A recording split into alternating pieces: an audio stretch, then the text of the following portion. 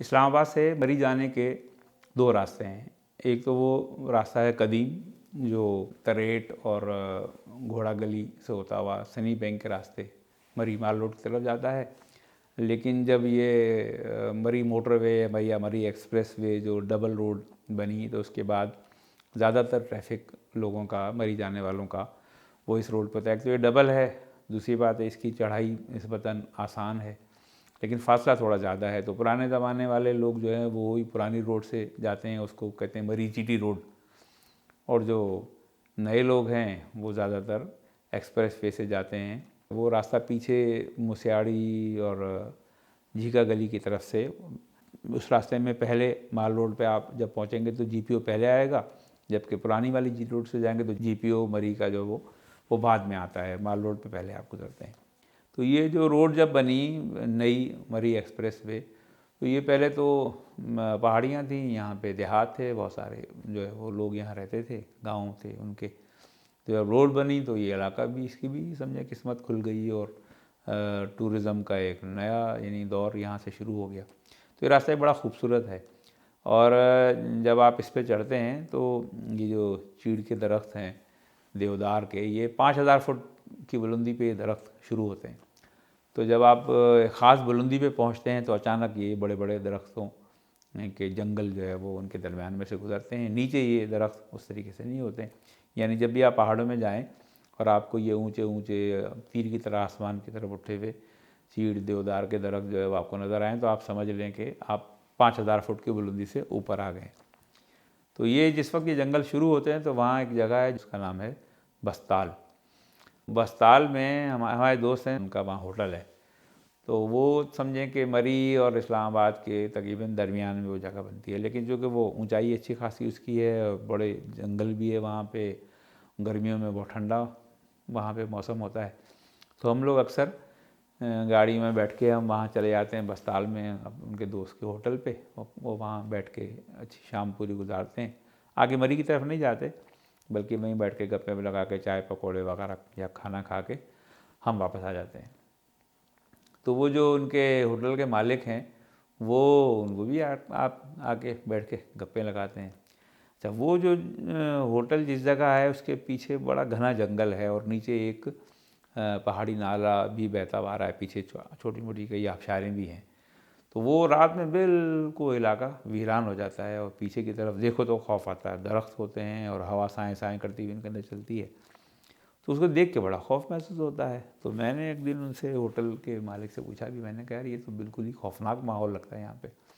तो हंसने लगा, उसने कहा कि यार ये सिर्फ नज़र ही नहीं आता बल्कि ये है भी खौफनाक।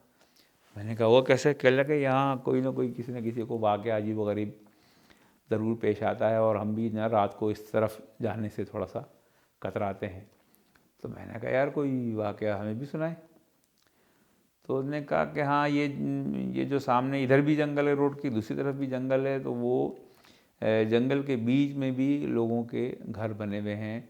लेकिन आमतौर पे जितने भी घर हैं ये सीज़नल होते हैं। यानी इसमें ये होता है कि जब सर्दियाँ होती हैं, बर्फ़ गिरने लगती है तो लोग या तो इनमें ऐसी जगहों पे चले जाते हैं या इस्लामाबाद में ऐसी जगहों पे चले जाते हैं कि जहाँ पे वो सर्दियाँ गुजार सकें। तो ये घर उन दिनों खाली रहते हैं और उनको ताला लगा हुआ होता है। तो कह रहे हमारे जो घर है उसके कुछ फासले पे जंगल में इसी तरीके से हमारे करीबी जो समझे कि वो गांव का एक दूसरा हिस्सा है उसमें कुछ लोगों के घर हैं। तो वो एक दफ़ा ऐसा हुआ कि वो लोग गए थे, मौसम यानी सर्दियों का शुरू हो गया था, तो वो लोग जा चुके थे और उन्होंने अपने घरों में ताले लगा दिए थे, वो चले गए थे। एक दिन क्या हुआ कि लाइट चली गई, हम अपने घरों में थे, पूरे इलाके की लाइट गई हुई थी और ये भी वो लाइट आमतौर पे जाती थी और 2-3 घंटे के बाद ही आती थी। तो वो मैंने अचानक देखा कि मुझे वो एक तरफ से रोशनी आती हुई नज़र आई। तो मैं हैरान रह गया कि भी पूरे इलाके की तो रोशनी, लाइट गई हुई है, सारी पहाड़ियों पे अंधेरा है, कोई बल्ब नहीं जल रहा है। कद्दू का किसी ने कोई रोशनी कोई जलाई हुई है, टॉर्च जलाई हुई है तो वो कहीं नज़र आती थी, लेकिन वैसे अंधेरा था।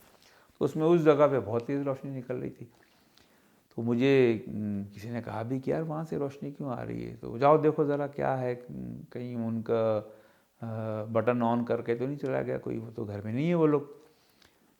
तो कहने लगे कि मैं तेज़ी से भागता हुआ वहाँ गया तो देखा वो जो घर थे जो बंद थे और उनके घर वाले सब लोग गए हुए थे लॉक करके, तो वो उनकी घर की सारी रोशनियाँ जल रही थी जबकि इलाके में लाइट थी ही नहीं। तो कह रहे, मैंने कहा जब पूरे इलाके में लाइट नहीं है और इसी हमारी ही लाइट से, हमारी ही कनेक्शन से इन घरों का भी कनेक्शन है, तो ये कैसे इनकी घरों की सारी रोशनियाँ जल रही हैं। कह रहे मैं करीब गया और मैंने सोचा कि किसी तरीके से देखूं कोई मेन स्विच है उसको बंद करूं ये करूं, लेकिन जब मैं करीब गया और मुझे एहसास हुआ कि पूरे इलाके में बिजली नहीं है और ये खाली घर, बंद घर हैं, ताले लगे हुए घर हैं, इनकी लाइटें जल रही हैं, तो ये कोई आम बात नहीं है, ये कोई पुरस्कार बात है। तो मैं घबरा गया और मैं आगे जाते आते फिर पलट के वापस आ गया और वापस अपने घर चला गया और मैं उधर दोबारा देखा भी नहीं।